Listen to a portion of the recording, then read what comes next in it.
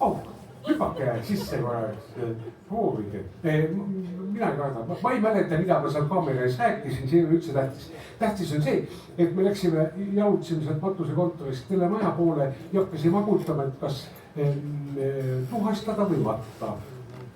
Minul ei olnud sihukest raud kindlat seisukohta, mul ükskõik, mind võib postiunikusse ka visata tegelikult. Mõtle, kui tore. Järgmine suvi lapselapsed Kusti, Rudi ja Adam tulevad, et tulge vaadake, kui uhked kõrvitsad papast tulid seal. See on papa nägu nüüd. Ei, no üks ei lubata ilmselt visata sinna komposti. Ei, põletage ära, vähe muret teil ka.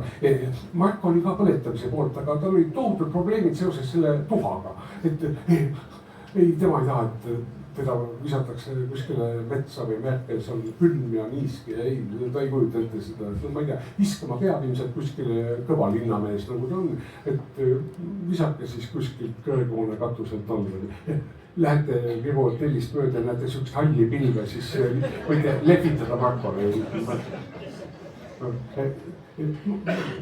Ma kuidagi hakkasin Markot lohutama, et kuule, mis sa jaurad, et mis sul su tuhakassi on, et kuule, kui kuskil on sinu tuhk, siis sind ei ole ju enam. Kui aju-verevarustus lõpeb, siis ei ole, no ei ole, sind ei ole, su tuhka ei ole, maailma ei ole, telemaja ei ole, mind ei ole, midagi ei ole, jätki ma sain aru, et kui midagi ei ole, siis surma ka ei ole. Et oma elu ajal mina ei saa oma surmaga kohtuda. Minu lähedased küll, aga kui minu surm tuleb, siis sekund enne seda ma olen läinud. Ja mind see labane mõttekonstruktsioon kuidagi lohutas. Ja tõesti, ei, mina ei saa kohtuda oma surmaga. Ei, surma ei ole. Ja asja, mida ei ole mõtet karta. Ma olen roll küll, aga mitte nii roll. Mind sa aitas. Ma kardan matuseid tegelikult. Ma kardan neid ilmalikke matjaid ausalt. Ma kardan neid kirikuõpetajaid ka ausalt. Meil ei ole matuse traditsiooni ja see on alati, seal on midagi piinlikku juhtub alati. See on heltekene. Ma ei ole seda kunagi rääkinud. Mu kadunud isa, tal oli selline keskea armastus äkki. Ta jättis oma elukaaslase, kes ei olnud ka minu ema. Minu ema teed sammu maha. Minu ema ta jättis maha siis, kui ta oli emast ka 8 aastat noorem. Siis kui ema sai insulti, kaotas kõnevõime ja parem poole liikuda. Ta läks kohe naabrina isegi minema. Ehk oli isa armastus, see selleks, aga isal oli jah, sihuke keskea armastus, selline tõesti kirglik armastus ja nad said 2 aastat koos elada ja see naine, Shaila, oli suhkruhaige ja mingi tasakaal läks paigast ära ja sel kuumaeelsel hetkel nad lähevad segi ja ta poos üles ennast peldikusse. Ja isa ja vend võtsid ta maha sealt ja isa oli täiesti läbi omadega, organiseeris need matusid ja loomulikult Shaila oli veel ju abielust, oli 2 last ja kõik see seltskond oli seal koos seal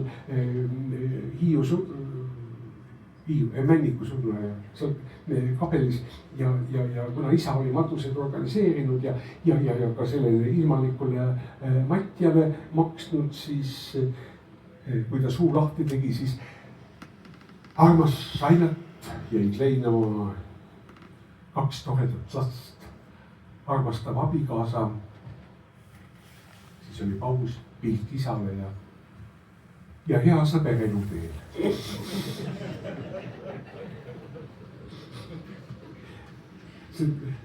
Mina läksin korjades välja kabelist. Ei, aga tõesti meil ei ole matuse traditsiooni ja nüüd väga hea, Sulev lõige matusel oli ka väga hea.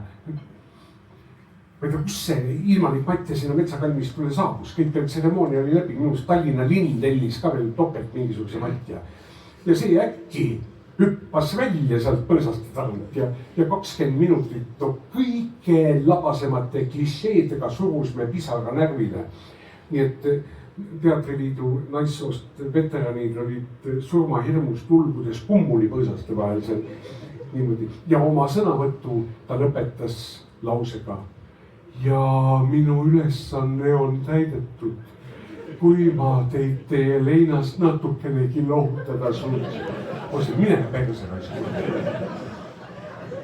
Kurat, sa ei pea aitama Sulevil ennast surnuks tutta seal. Ta sai ise hakkama sellega surema. Sa ei räägi talle, ta ei kuule sind ju, kurat.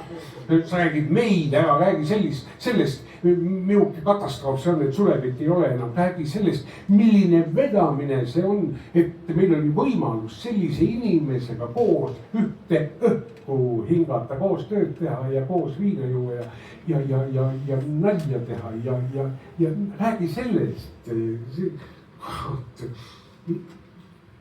Ma olen nüüd ilmalikke matjaid narrinud küll. See on lõppenud sellega, et mul on paar matust tellitud. Ma olen ise matnud isa ja venna ja ema ja ma võtsin ennast kokku, mina rääkisin küll nende matustel ise. Raske oli alguses, oli, aga noh, ma tundsin, ma olen kohustatud. Mida kohe, mingi ilmalik matja teab minu emast, oi eemale kohe. Mina mata seal rollima. Ja ma olen teid suhke, ma olen mitu kabelitäit rahvast naerma suutnud ajal.